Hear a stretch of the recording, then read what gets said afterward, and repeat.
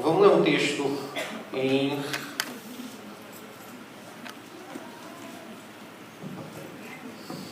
Primeira Pedro,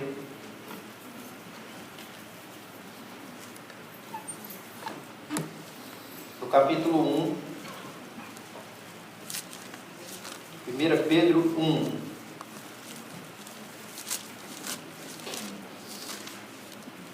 versículo 5.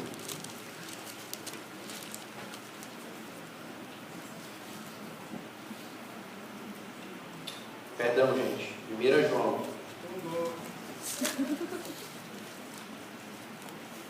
Pedro e João, estavam todo mundo no barquinho, né?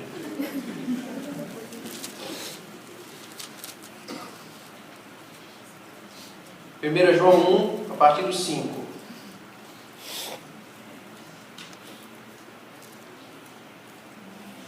Esta é a mensagem que dele ouvimos e transmitimos a vocês. Deus é luz. Nele não há treva alguma. Se afirmamos que temos comunhão com Ele, mas andamos nas trevas, mentimos e não praticamos a verdade. Se, porém, andarmos na luz, como Ele está na luz, temos comunhão uns com os outros, e o sangue de Jesus, seu Filho, nos purifica de todo pecado. Se afirmamos que estamos sem pecado, enganamos a nós mesmos, e a verdade não está em nós. Se confessarmos os nossos pecados, Ele é fiel e justo para perdoar os nossos pecados e nos purificar de toda injustiça. Se afirmamos que não temos cometido pecado, fazemos de Deus um mentiroso e a sua palavra não está em nós. Meus filhinhos, escrevo-lhe estas coisas para que vocês não pequem.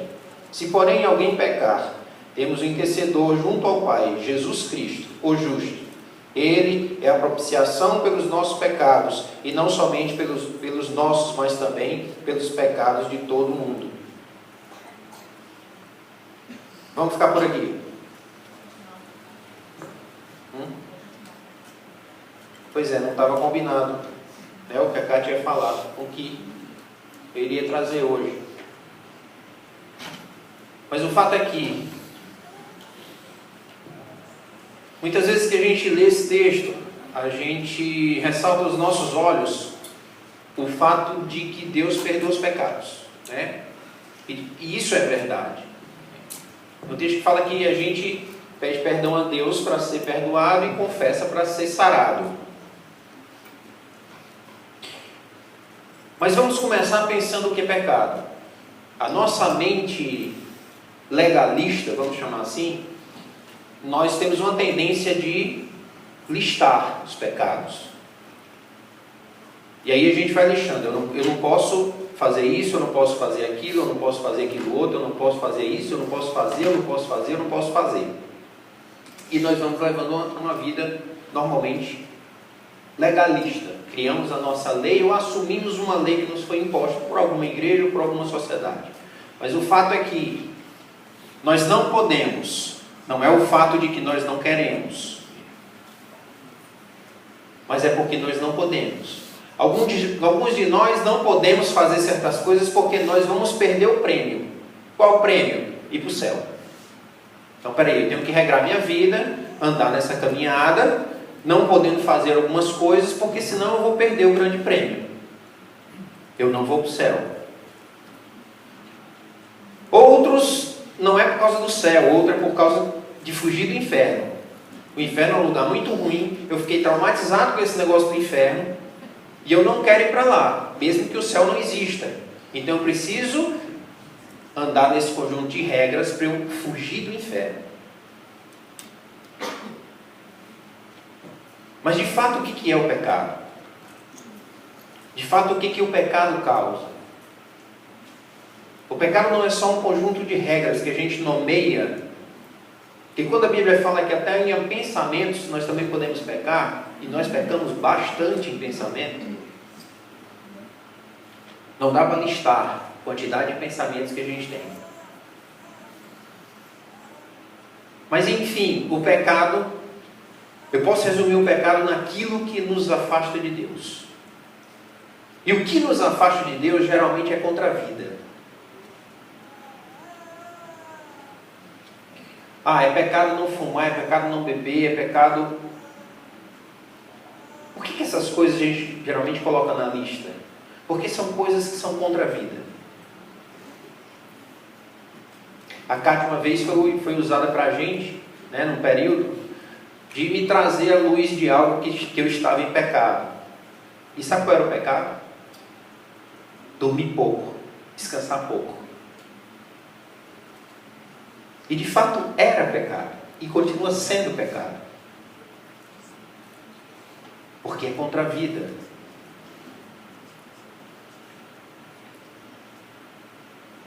Vou trazer um exemplo um pouco polêmico para a gente só entender como nós não podemos nos agarrar em regras, e as regras não vão nos ajudar a respeito do pecado.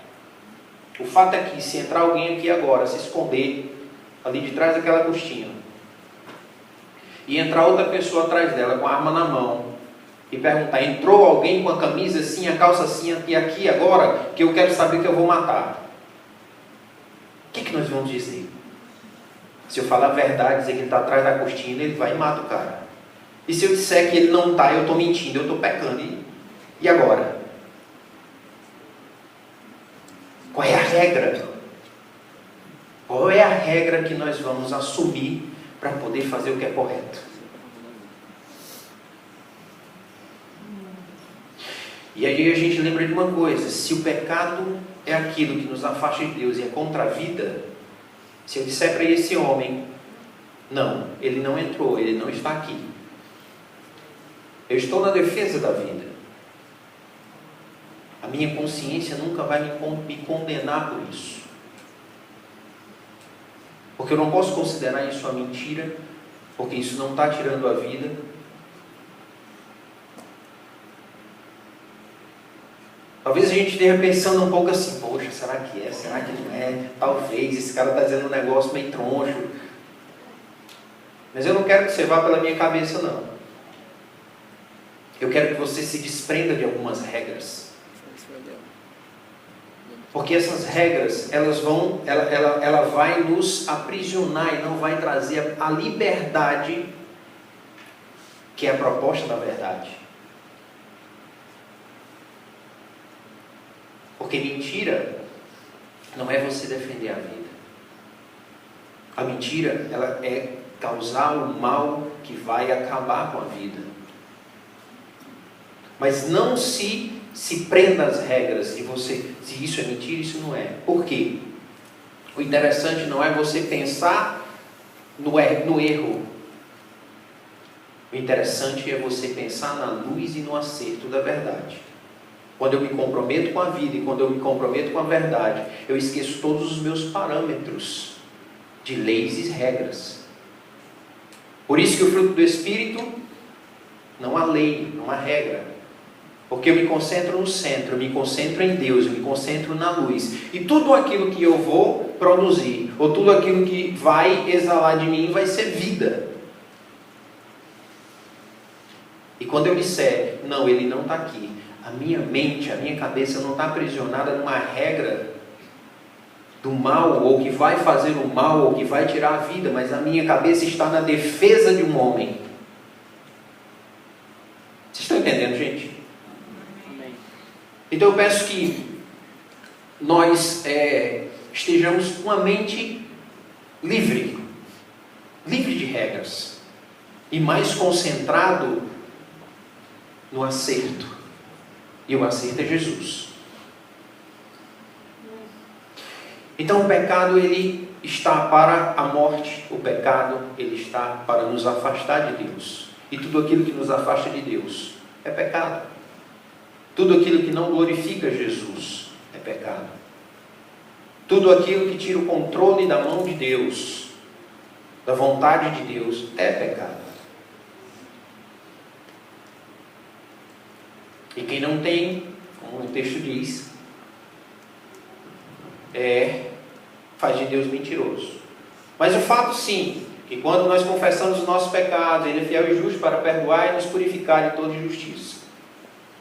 Sim, o sangue de Jesus nos lava de todo pecado. A nossa vida e nosso relacionamento com Deus vai né, o nosso perdão, o nosso pedido de perdão, o nosso arrependimento, o constrangimento que vem segundo o Espírito, isso vai nos purificar do pecado e vai perdoar os pecados. Mas agora, como não pecar? O que fazer para não pecar? Porque sim, o confessar vai perdoar o que nós fizemos. Mas e agora? Para o futuro? Não existe confissão por antecipação, né? Não, Senhor, me perdoa pelo pecado que eu vou cometer ainda. Coloca aqui diante de Ti aquela coisa que eu vou fazer ali amanhã. Me perdoa pelo que eu vou falar mal de alguém na próxima semana. Não tem como pedir perdão por coisas que vão vir. Mas eu acho interessante no texto que ele diz, ele fala a respeito da luz. Nos primeiros versículos ele diz que Deus é luz. E o que nós lemos que diz, se andarmos na luz, como Ele na luz está.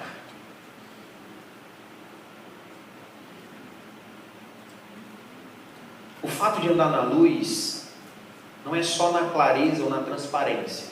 Para mim o texto não está falando disso. Para mim o texto não está falando que eu devo ser verdadeiro e só falar a verdade quando eu ando na luz. Para mim o texto está falando que eu preciso andar na luz, que é Deus. Se andarmos conforme a luz da palavra de Deus, que é o próprio Cristo, que é o próprio Deus, como Ele é a luz, está na luz, não vamos ter mais comunhão com as trevas. Se andarmos conforme o que a luz orienta, se andarmos conforme o que a luz propõe, não temos mais comunhão com as trevas. Em 1 João, ele está dizendo o seguinte: se você andar, se você alinhar a sua caminhada, se você alinhar a sua caminhada com a luz da palavra, ao exemplo de Jesus Cristo, você não tem mais comunhão com as trevas. Tanto que no comecinho do 2 ele diz assim, eu escrevo isso para que vocês não pequem. Porque o fato da gente alinhar a nossa vida com a vida de Jesus Cristo, que é a luz, que é a própria palavra, que é a lâmpada para os nossos pés, nós vamos conseguir caminhar num caminho de verdade, retidão, sem regras, num caminho de clareza, num caminho de segurança, num caminho de luz. E aí flui aquela transparência que nós precisamos uns com os outros para termos comunhão. Flui a ausência, né? Flui a ausência do orgulho, porque o orgulho é uma coisa que nos atrapalha muito.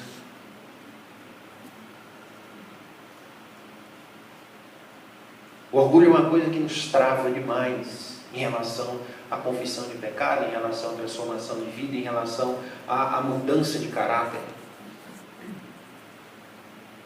O orgulho é algo que está muito entranhado em nós. Porque desde pequeno nós somos ensinados a ser alguém.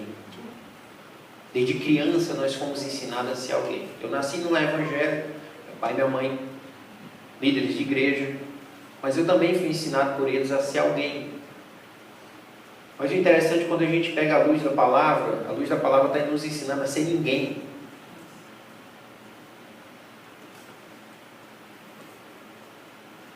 E por sermos ensinados a ter orgulho de quem nós somos, da família que nós temos, do nome que nós temos, da profissão que nós construímos, do espaço que nós queremos alcançar e abrir. O orgulho é a semente que nos faz estudar, fazer um doutorado, mestrado, seja lá o que for, e ter um nome. O orgulho é a semente que nos faz escolher os nossos cônjuges. O orgulho tem ditado muito a nossa vida. O orgulho tem cegado muita gente, tem colocado muita gente nas trevas. Porque a luz da palavra está dizendo: considere o outro maior do que você. Aí a gente vai falar um pouco de liderança. Um pouquinho de liderança, né? Quem é que exerce alguma que é maior do que eu? Né? A proposta de liderança a gente conhece já. A proposta de liderança bíblica está no mesmo nível, não está. Na verdade, a liderança está no nível mais baixo, né? A proposta bíblica é essa. Mas o fato é que nós estamos no mesmo nível. Às vezes a gente diz assim: poxa, nós olhamos para um pastor, para um bispo ou cardeal, sei lá, são tantos títulos, né? E a gente se acha inferior por causa do título. Mas a Bíblia nos ensina a nos colocar em humildade para todos.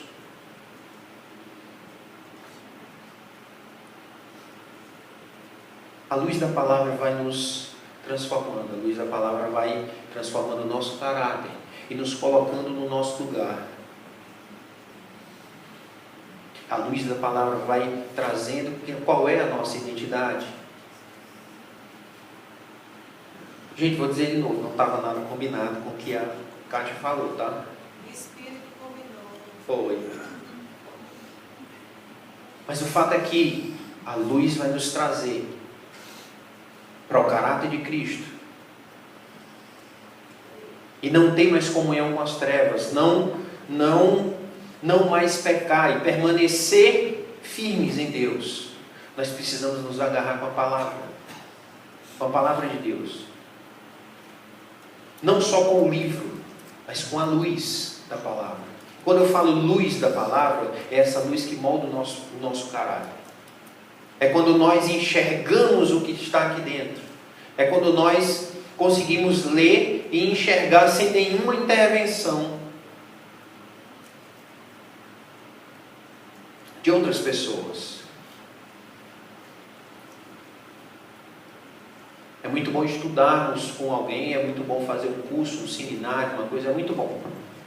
Mas nada é melhor do que a revelação vinda do próprio Espírito de Deus para nós. Quando nós lemos e nós vimos. Amém.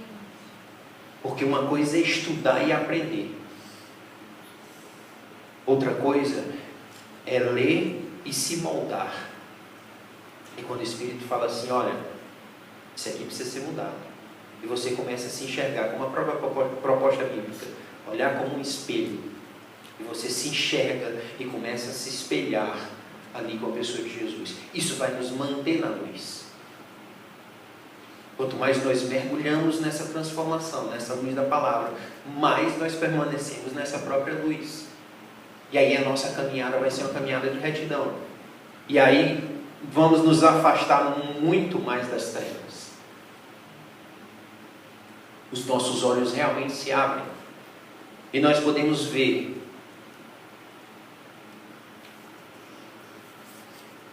precisamos começar a estudar a palavra sem intervenções. Precisamos começar a ler a palavra sem lembranças das coisas que foram ditas ou que foram nos ensinadas. Coisas boas, mas também tem muita coisa ruim que foi ensinada com a palavra. E muitas vezes crava na nossa mente, e toda vez que a gente lê aquele versículo, aquele texto, a gente sempre vai enxergar aquilo que nos foi ensinado. Dado o exemplo do devorador, migrador e tal, né? Como? A boa medida, recalcada e transbordante, né? O texto fala de perdão e todo mundo leva para dinheiro. O devorador, todo mundo leva para dinheiro e está falando que o exército de Deus é que era, né? Se você ler o texto direitinho, você vê que é só embromação. Mas essas coisas ficam gravadas, entre outras coisas. E toda vez que a gente lê o texto, a gente tem essa referência e nós perdemos a luz da palavra. Nós não conseguimos enxergar a clareza que está na palavra. É essa clareza que vai nos permanecer em luz, que vai nos tirar das trevas, que vai nos tirar dos conjuntos de regras. Porque, gente, A vida com Deus não é o que nós fazemos. Não. Vida com Deus não é o que nós fazemos, mas é quem somos. É quem nós somos.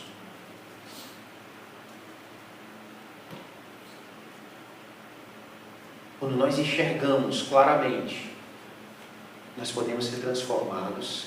E aí o que nós vamos fazer vai ser gerado por quem nós somos. Essa é a proposta bíblica. Essa é a proposta do Evangelho. Mas quem nós somos, se a nossa identidade não foi forjada pela palavra, se nós não descobrimos quem nós somos pela palavra, pela revelação do Espírito, pelo conhecimento de Deus, nós afirmamos a nossa singularidade, nós afirmamos quem nós somos quando nós mergulhamos no caráter de Jesus e nos parecendo cada vez mais com a figura de Jesus. É algo que nós não podemos fazer. Não é uma coisa que eu digo, poxa, agora eu vou parecer com Jesus. Vou colocar um manto, vou colocar uma roupa, vou andar com a chinela, vou caminhar na praia, vou andar no barco, vou tentar andar sobre as águas, eu vou fazer algumas coisas para eu parecer com Jesus. Não dá para forçar. Nós só vamos parecer com Jesus quando nós mergulharmos na verdade dele. Quando o nosso orgulho for realmente quebrado.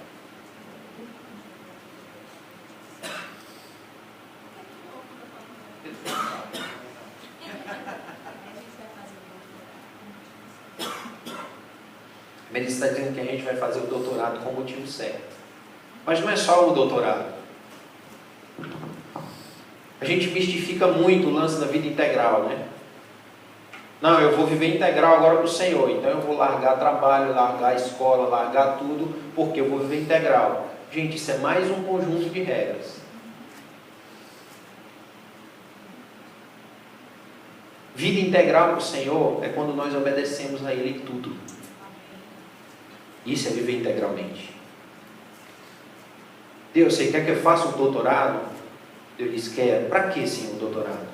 Porque lá tem pessoas que precisam de luz. Porque quando você sair do doutorado, eu vou te colocar em um lugar onde tem pessoas que precisam de luz. Não é pelo teu sustento, não, porque quem dá sou eu. Com doutorado ou sem doutorado, eu vou te dar sustento. Senhor, eu aceito ou não aceito esse emprego? Não, não aceite. Sim, aceite. Por quê, Senhor? Porque lá precisa de alguém. Lá tem alguém que precisa de luz. Viver integralmente. E aí a nossa identidade vai sendo forjada de acordo com o caráter de Cristo. Não é mais a profissão que eu quero. Não é mais, como a Kátia falou, o cônjuge que eu quero. Não é mais a casa, o carro, a igreja. Não é mais nada disso. Mas é o que o Senhor quer. Essa é a nossa identidade. Se há algum título, né, falo pela minha esposa, que a gente deseja, é o título de servo. Até esse título de pastor eu tentei alguns pastores que tiraram de mim, mas não deu certo. Tentei até me desordenar, né? Mas não deu certo. Mas é porque o título real para nós é esse. É a nossa identidade. Somos servos do Senhor. Somos servos de Jesus e moldados segundo o seu caráter, segundo a sua luz. A luz dessa verdade. A luz da transparência dessa verdade. E não mais estamos apegados a religiões.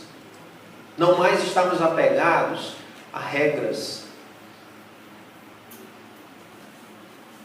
Porque muitas vezes até o fato de não ter regras já é uma regra. Qual é a regra agora? É não ter regra. Mas quando nós mergulhamos na luz, nós esquecemos verdadeiramente das regras e mergulhamos numa verdade profunda que nos leva para o centro da vontade de Deus. Porque quando somos obedientes a Deus e ouvimos a voz de Deus, nós somos ditados pela voz de Deus, nós somos encaminhados e direcionados pelo Espírito. E tenha certeza, o Espírito não vai lhe direcionar ao erro. Eu sei que por muito tempo, a gente que foi crente desde criança, nós fomos alertados a respeito do pecado, né? Quem não cantou aquela musiquinha, né? Cuidado, olhinho com o que vê, né? Cuidado, mãozinha com o que pega. Infelizmente, a musiquinha não falava assim, se ajoelhe, ora e busca o Senhor, né? Vai para a presença de Deus, tem lugar secreto, né? Não tinha. A musiquinha só falava do pecado e que você tinha que ter cuidado com o pecado, porque a regra é essa. Não estou dizendo aqui que a música está certa ou está errada, mas é o fato do conhecimento que se tinha e do que se ensinava. E eu me lembro de escola dominical, eu criança, era coisas que nós não podíamos fazer. Eu já falei isso uma vez aqui e vou lembrar.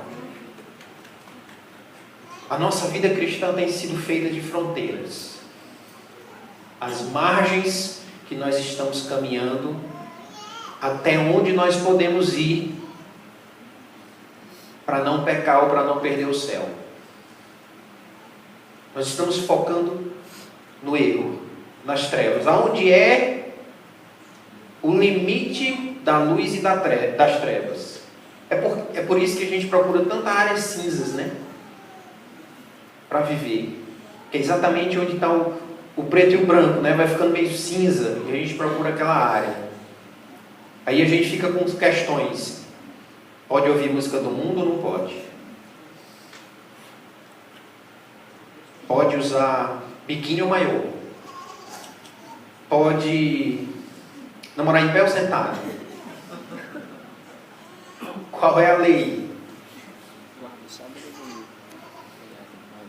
Tem áreas que eu não entendo muito bem. Uma vez eu estava não sei se eu posso chamar de culto, mas eu estava numa igreja e era um evento de jovens e o culto, né, assim, vamos dizer assim, o evento começou um pouco estranho.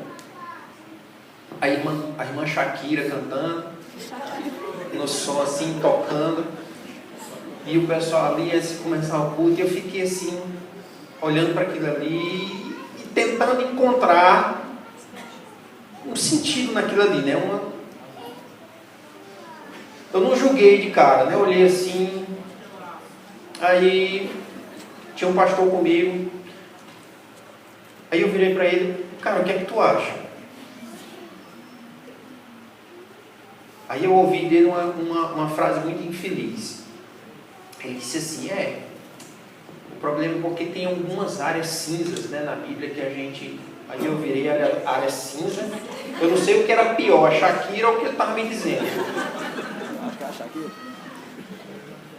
E eu disse, não, a área cinza não existe. A área cinza não existe.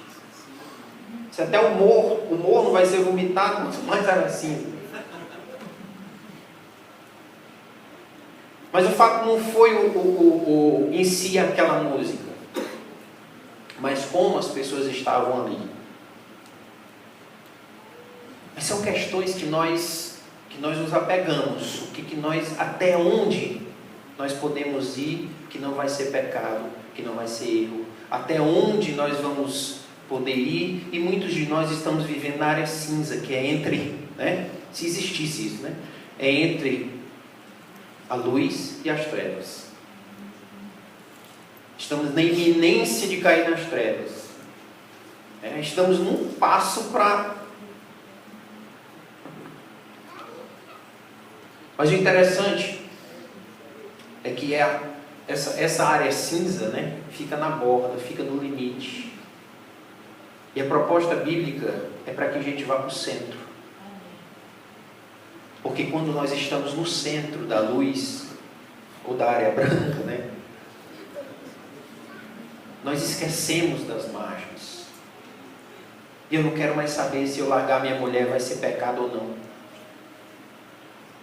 aquela coisa, né? Se o cara está estudando se pode ou não pode, está pegando a Bíblia e está estudando se pode ou não pode se separar, esse cara não ama mais a esposa. O fato não é que se pode ou se não pode, o fato é que ele não ama mais e não respeita nem nada, nem tem palavra mais com o seu compromisso.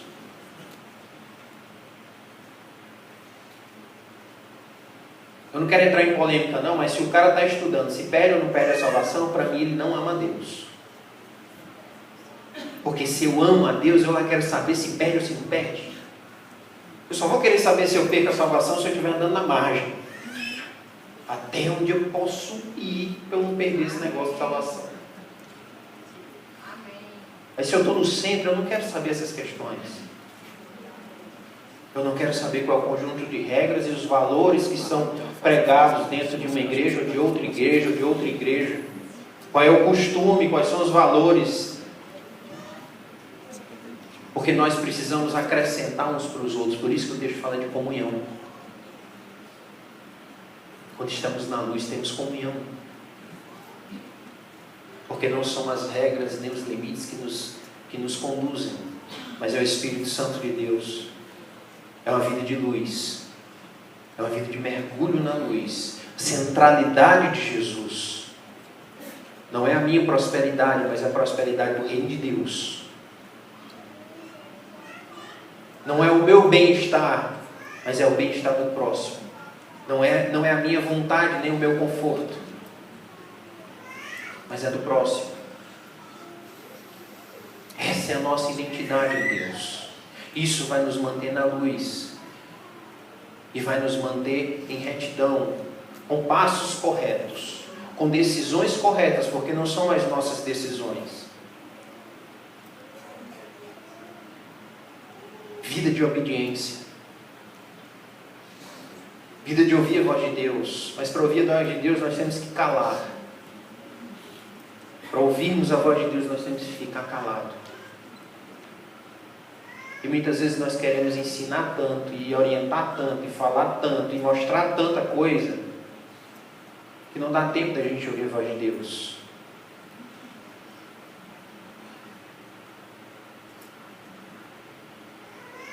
Mas andar na luz, porque Ele na luz está. Andar onde Ele está. E o texto mais na frente fala a respeito da palavra.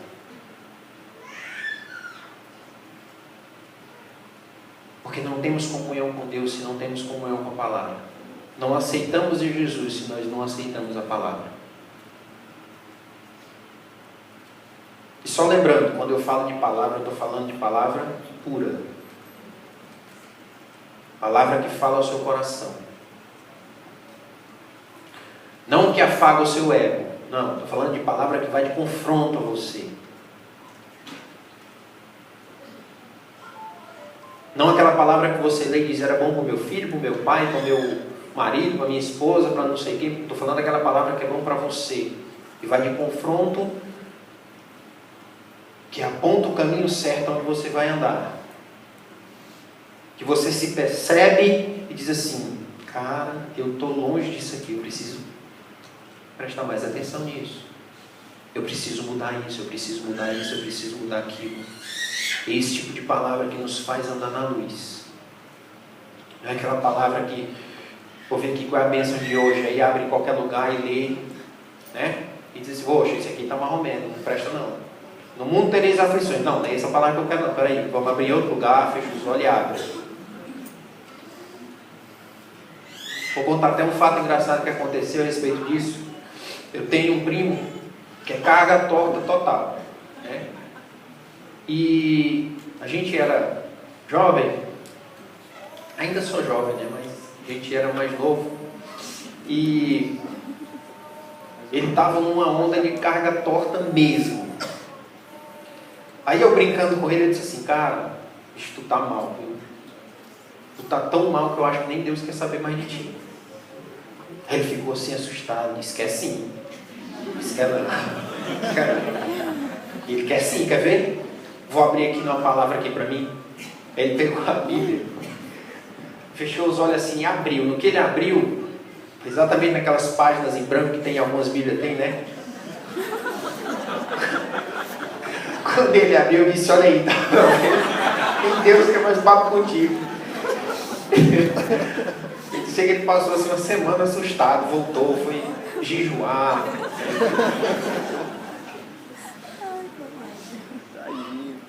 Mas a gente vai abrindo a Bíblia e tentando ver algumas palavras que nos confortam, que ressaltam o nosso egoísmo, né? O nosso ego. Aí nós precisamos buscar mais aquela palavra de confronto, a revelação que vem própria de Deus. É muito bom, gente, o culto, é muito bom estar reunido, é muito bom a palavra que vem do púlpito, né? Da liderança, do pastor, é muito bom. Mas que essa palavra sirva de orientação. E o Espírito Santo faz o que ele quer, qualquer palavra, em qualquer momento. Mas, gente, é muito melhor a palavra revelada para você, essa luz que abre os seus olhos quando você lê, quando você mergulha, essa luz que vem para transformar e vem para cravar o caráter de Jesus em você e lhe dar uma identidade. Porque você não vai conseguir identidade só vindo para a igreja. Você não vai conseguir comunhão com Deus só vindo para a igreja. Você não vai conseguir transformação só vindo à igreja. A igreja tem um papel importante, a comunhão tem um papel importante. Mas a identidade de vocês só vão ser forjada no lugar secreto, no momento que vocês têm com você e Deus, no momento que você tem para ouvir a voz de Deus. É nesses momentos onde Deus vai cravando a identidade deles em vocês, em nós. É nesse momento onde Deus vai trazendo a revelação, vai trazendo transformação, vai trazendo cura. E a igreja está aqui para a gente comungar junto, para a gente se exortar junto, para a gente caminhar junto. E que toda exortação nessa igreja, que toda amizade, que toda comunhão seja para nos direcionar para esse lugar de luz.